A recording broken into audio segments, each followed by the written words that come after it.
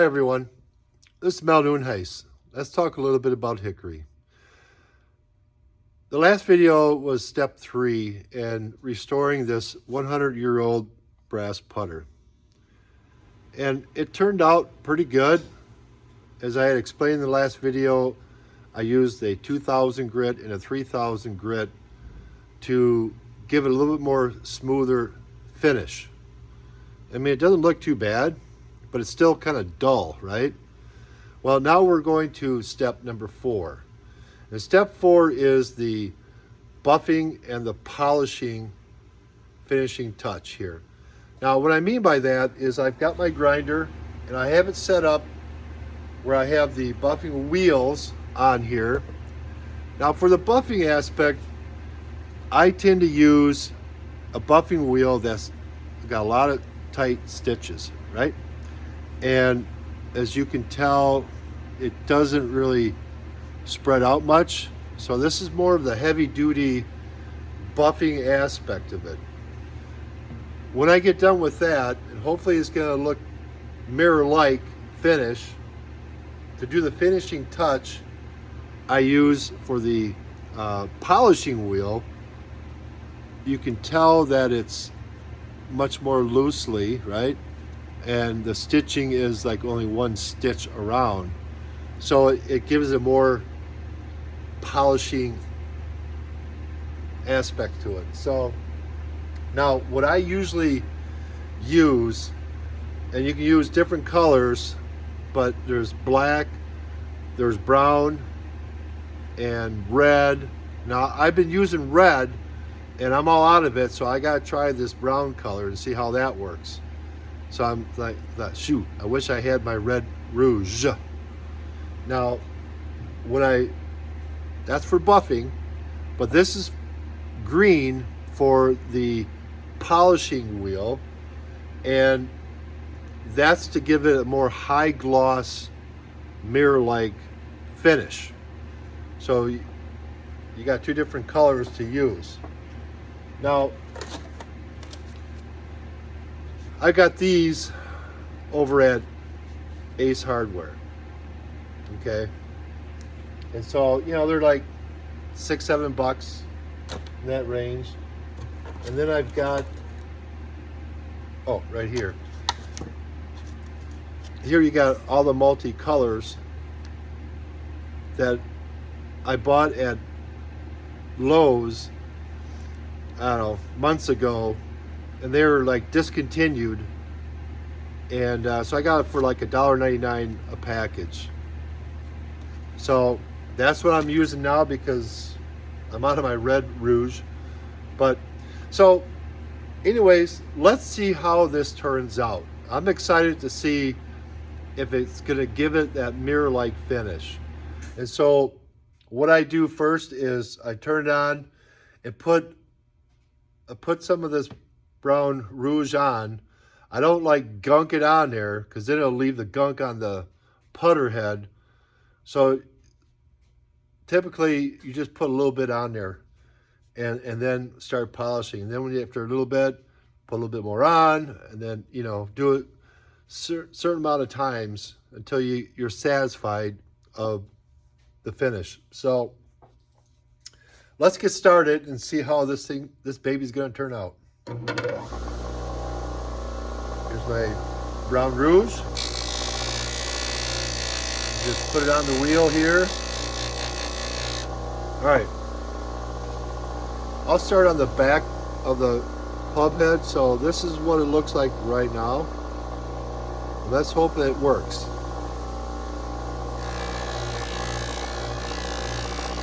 You don't put heavy pressure on it. You just let the wheel do its job.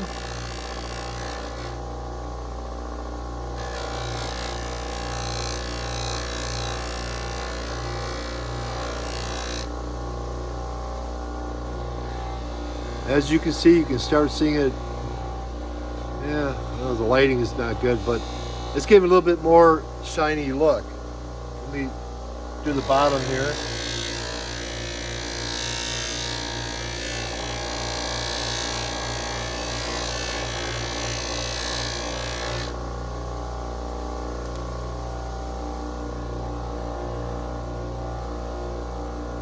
See how that's turning out pretty good.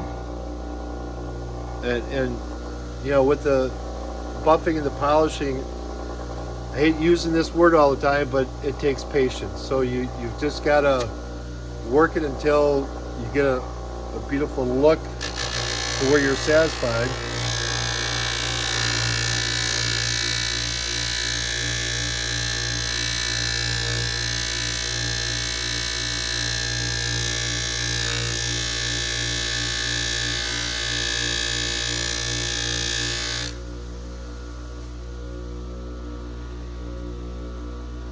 Oh, boy, the lighting's pretty bad here, but it's looking pretty nice. It's starting to really come around. Now here's that dull looking part, and then how it's looking better where I worked on. So let's work on this dull part and see how it looks afterwards.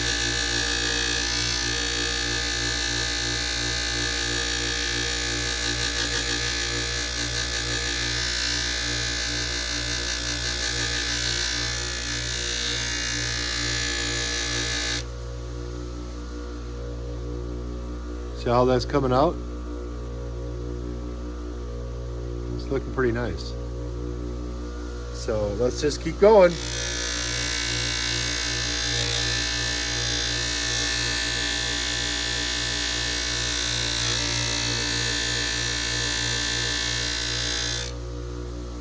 Put a little more rouge on there. A little bit.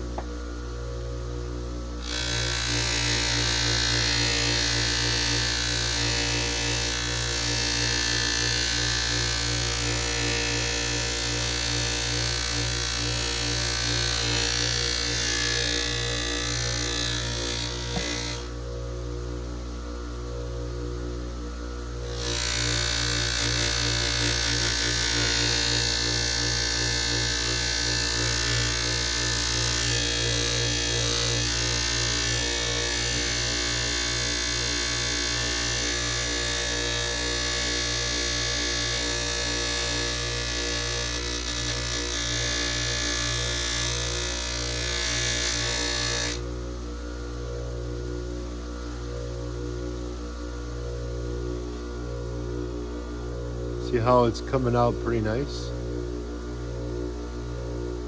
I mean, that's not bad. And it's going to take a little more work on it. So let's do a little bit more.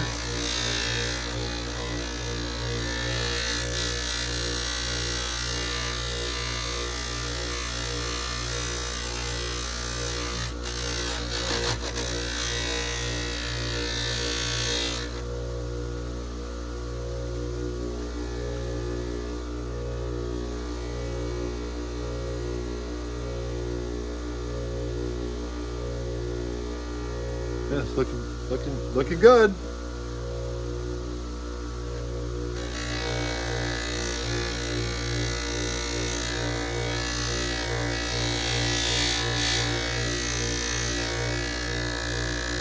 You know, if you put too much rouge on here, all it's going to do is melt on the club, and then you got to wipe it off, and you don't have to put a whole lot on, but just enough to get it to work. And whoop, see, you gotta hold on with two hands. That would help. But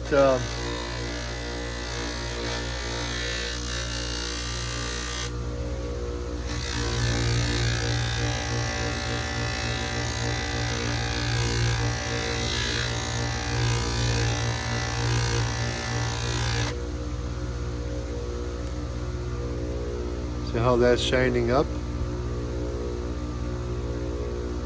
Of course, I gotta get all the finger marks on it, but yeah.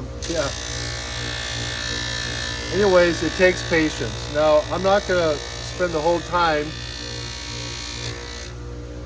you watching me buff it, but you get the idea of how this is gonna end up turning out.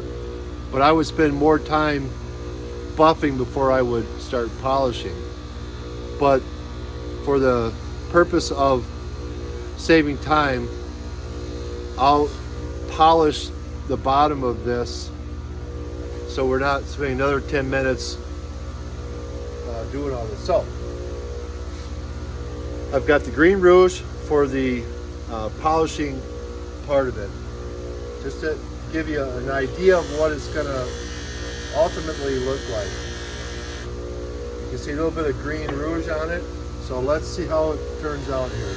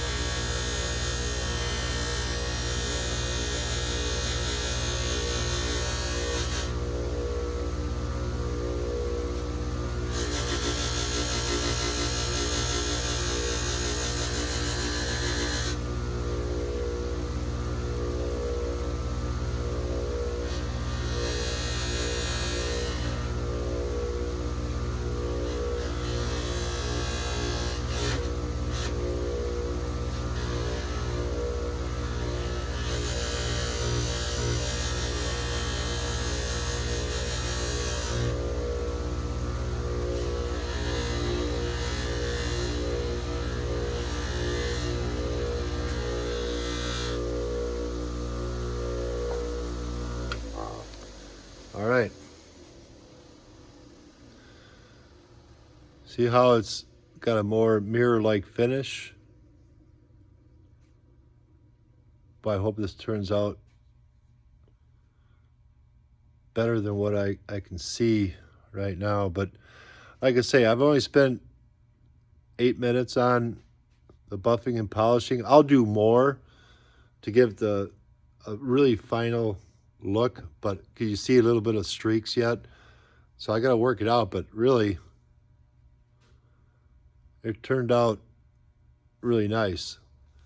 And so if you watched my first video, you'd see all the dings and nicks and gouges and all that stuff, and now you don't. It had a dull brass look, you know. And so when it's all said and done, it's going to look really nice. And it can be hung on a wall, or you could use it. So that's the fun part about this whole deal, that I'm working on these old hickory clubs and restoring them, and brass putters, whether it's old hickories like this or the 60s, 70s, and 80s brass putters, the Acushnet putters, the ping brass putters. When you do the before and after pictures, you think, wow, it's pretty cool.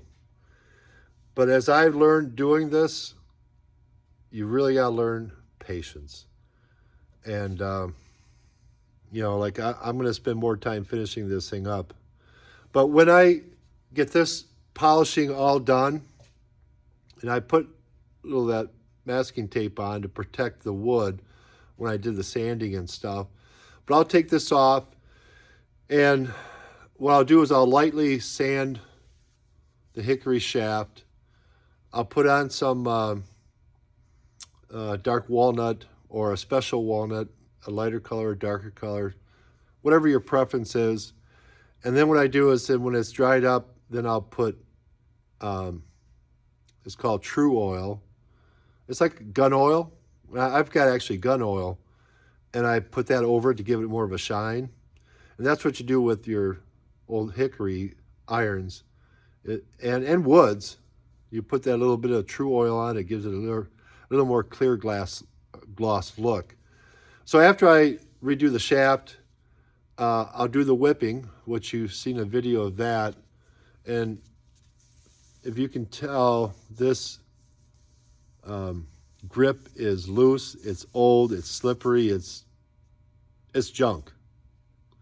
So I think what I'll do is I'll do a video showing you how I put a leather strap grip on, and then it'll be all done.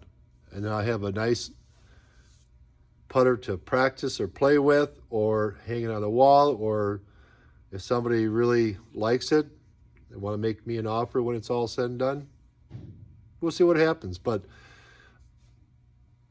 as I finish up here, my goal is to put together 4, 5, 6 sets of hickory clubs, because I've got a group of guys that want to try it out. And whether they want to pursue playing hickory golf as well as playing regular golf, that's their option. But I do both. I love playing the old hickories. And I played in a few outings this past year where I dress up in my knickers and my argyle socks and the hat and the whole 9 yards. And it's just fun being a part of a hickory society group that plays outings, golf events, wearing the stuff, dressing the part, as well as playing the part. It's just a fun hobby to do. And so part of this is just hoping that other people would be interested in at least trying it out. I mean, it is fun. And the group of guys that my hickory buddies, I call them, they're a great bunch of guys, and there's women that do it too. And their wives, and so it's not just guys, but it is a lot of fun. And so I would encourage you to think about it. And if you want to try these clubs out, let me know, and I'll give you a set to try it out, or we'll go out and play together, and I'll explain how things work as best as I can, and see where it goes. But at least you can say I was playing with 100-plus-year-old golf clubs. That is awesome. So thanks for listening, and take care.